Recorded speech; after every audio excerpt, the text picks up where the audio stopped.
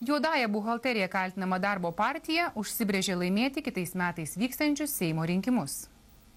Ir dabar 3 kartai valio. Valio! Valio! Valio! Ir viena darbietiška. Valio! Į Klaipėdą suvažiavo apie 5000 darbo partijos narių. Vedama Viktoro Uspaskicho, Seimo rinkimuose partija neslėpė ambicijų laimėti daugumą ir užimti aukščiausius valdžios postus. Mes privalome laimėti 12 metų rinkimus. Tai mūsų rinkimai. Jeigu jūs pasirūpinsit, kad darbo partija paims absoliučią daugumą, tai mes turėsim ir Seimo pirmininką, ir vyriausybės vadovą. Dėl to Uspaskichas žada paaukoti Europos parlamentaro mandatą.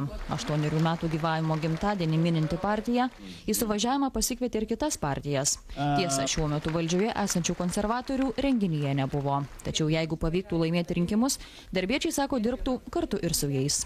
Net galėtų būti ir konservatoriai, ir jokių problemų čia mes nematom. Svarbu, ką mes galėtum susitarti. Darbo partija sako išrinkusi kandidatus, kurie Seimo rinkimuose kovos vienmandatėse apygardose. Šiandien mes pristatėme daugiau negu 70 žmonių, kurie gali bet kurią minutę dalyvauti rinkimuose vienmandatėse apygardose. Uspaskichas nemano, kad partijai pakiškoja vykstantys teismai.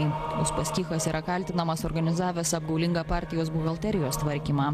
Generalinės prokuratūros kaltinamajame akte nurodyta, jog darbo partija nuo 2004 iki 2006 metų neįrašė į oficialią apskaitą daugiau kaip 24 milijonų litų pajamų, daugiau kaip 23 milijonų litų išlaidų, nesumokėjo valstybei beveik 4 milijonų litų mokesčių ir įmokų.